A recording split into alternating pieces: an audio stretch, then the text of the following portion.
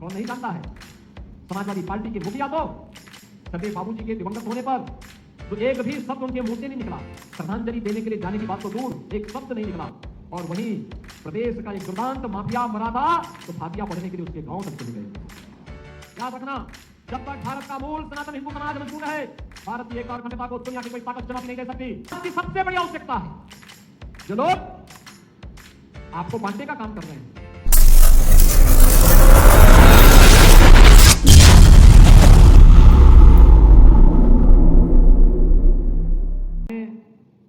अपनी अंतिम यात्रा इस धराधाम में समर्पित करते हुए प्रभु श्री राम के लोक के लिए प्रस्थान कर गए। आज उनकी तीसरी पुण्यतिथि है। महत्वपूर्ण यह कि कल्याण सिंह क्या कोई व्यक्ति अचानक बन जाता है क्या? कल्याण सिंह के लिए संघर्ष और चुनौती का मार्ग चुनना पड़ता है, त्याग और बलिदान का मार्ग चुनना पड़ता है।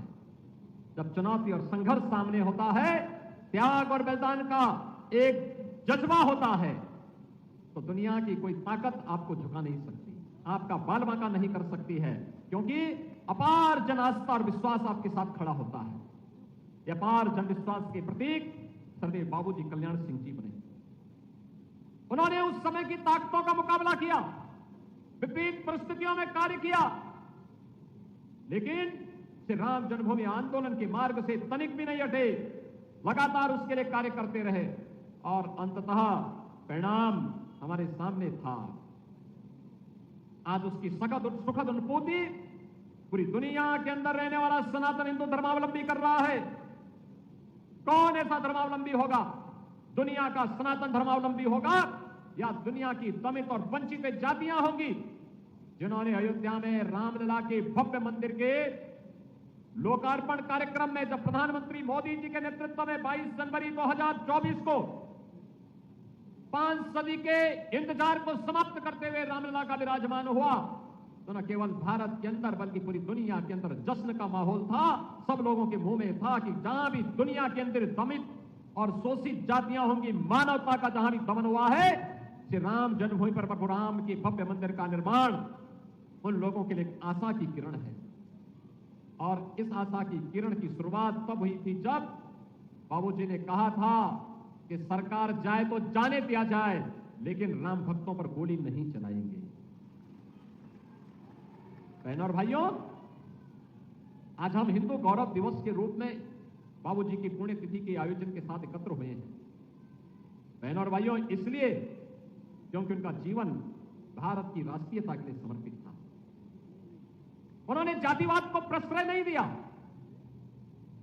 समाज को विभाजन करने वाली ताकतों से उन्होंने दूरी बनाए रखी, हमेशा दूरी बनाए रखी। मूल्यों के लिए जीवन जिया था, राजनीति को आदर्शों का माध्यम बनाया था। राजनीति उनके लिए सत्ता और भोग का माध्यम नहीं बना था, राजनीति उनके लिए सौदेबाजी का जरिया नहीं बना था, राजनीति उनके लिए कथित अपने स्वार्थों की पूर्ति का माध्यम कभी नहीं बन पाया। वे मुख्यमंत्री के रूप में रहे हो, मंत्री के रूप में रहे हो, विधायक सांसद के रूप में रहे हो, राज्यपाल के रूप में रहे हो, किसी भी संवैधानिक दायित्व का उन्होंने निर्वहन किया, लेकिन मूल्य और आदर्शों के साथ कोई समझौता कभी नहीं किया। लगातार कार्य करते रहे। एक निष्ठा जो राष्ट्रीय स्वयंसेवक संघ की पाठशाला में उन्होंने जानी थी, सीखी थी, उस दीक्षा का आजीवन पालन करते हुए वे कार्य करते रहे और इसलिए कल्याण सिंह बन पाए। इसलिए कोटि कोटि कार्यकर्ताओं के विश्वास के प्रतीक बन पाए और कोटि कोटि विश्वास के प्रतीक बनने के कारण ही उस समय की तत्कालीन सरकार की अराजकता के खिलाफ जब 1991 में, याद करिए, 30 अक्टूबर 1990 और 2 नवंबर 1990 को जब अयोध्या में राम भक्तों पर गोलियां निर्ममता पूर्वक चलाई गई थी और उस समय की सरकार एक तरफ हिंदू समाज को आपस में बांटने का कार्य कर रही थी और दूसरी तरफ राम भक्तों पर गोलियां बरसा रही थी, उसके खिलाफ अड़िग चट्टान बनकर के किसी एक नेतृत्व के सामने कोई उनके सामने टकराया था तो व्यक्तित्व था सरदेव बाबूजी कल्याण सिंह जी का, जिन्होंने कहा था कि हम हिंदू समाज को बंटने नहीं देंगे, हम हिंदू समाज को बंटने नहीं देंगे। ये जातीयता का जहर घोलने वाले लोग ये भारत को कमजोर करने का काम कर रहे हैं।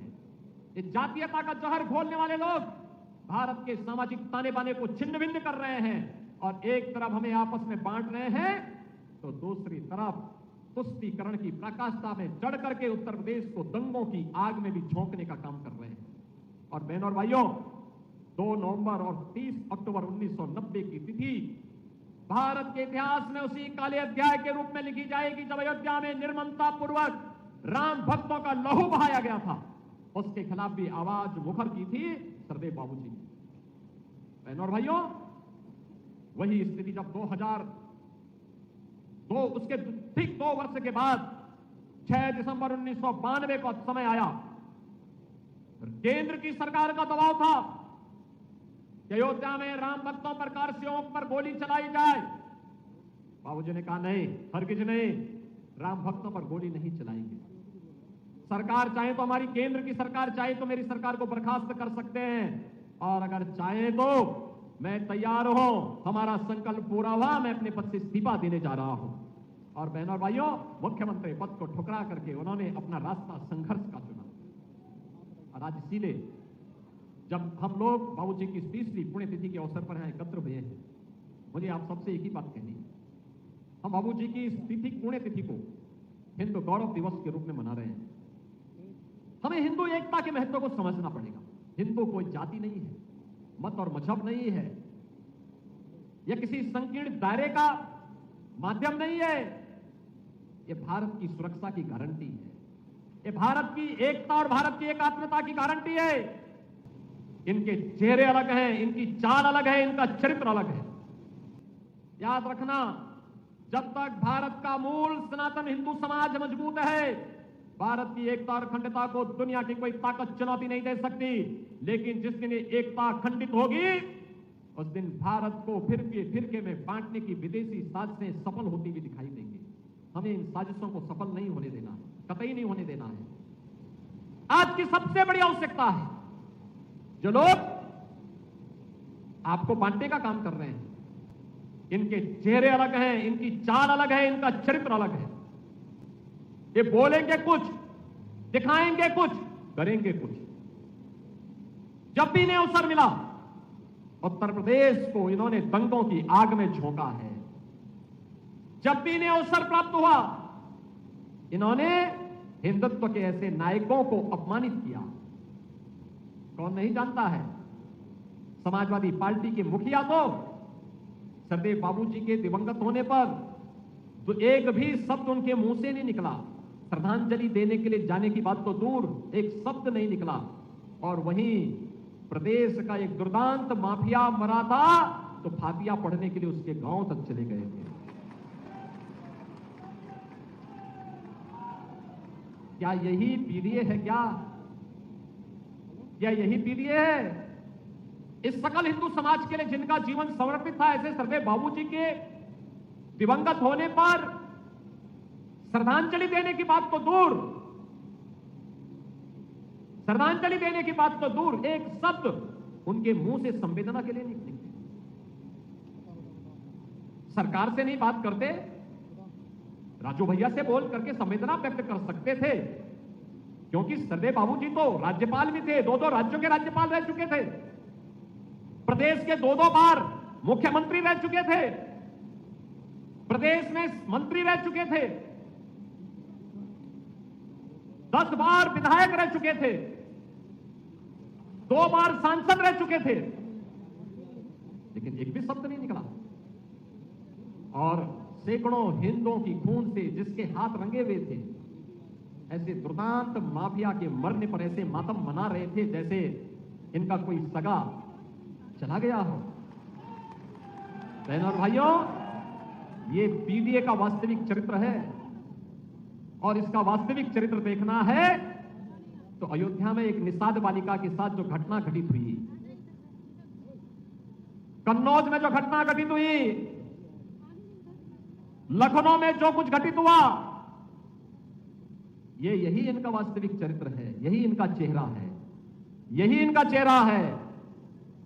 ये लोग बोलेंगे क्या, करेंगे क्या और दिखेगा क्या, इसमें जब तक हम फर्क महसूस नहीं करेंगे और जब तक इसका एकजुट होकर के मुकाबला नहीं करेंगे, ये लोग प्रदेश की जनता को ऐसे ही बेवकूफ बनाते रहेंगे, ऐसे ही छलते रहेंगे। आज आवश्यकता है अब इनकी वास्तविकता को समझें। आज परेशान है क्योंकि उनकी गुंडागर्दी के स्कोप डबल इंजन की सरकार ने बंद कर दिए, उनकी अराजकता के स्कोप बंद कर दिए गए, उनके एक एक षड्यंत्र को हर एक पग पग पर रोक करके उतनी कठोरता के साथ रोकने के सारे स्कोप बंद कर दिए गए हैं। इसलिए परेशान तो इनका होना स्वाभाविक है, स्वाभाविक है, लेकिन चिंतित होने की आवश्यकता नहीं। प्रदेश में जीरो टॉलरेंस की जिस नीति को 1991 में सरदेव बाबूजी ने लागू किया था, वह आज भी प्रदेश के अंदर लागू है। डबल इंजन की यह सरकार प्रधानमंत्री मोदी जी के नेतृत्व में अपराध और अपराधियों के प्रति, भ्रष्टाचार और भ्रष्टाचारियों के प्रति जीरो टॉलरेंस की नीति के तहत कार्य करेगा, चाहे इसके लिए कोई भी कीमत क्यों न चुकानी पड़े, और प्रदेश की जनता जनार्दन का बाल बांका नहीं होने देगा।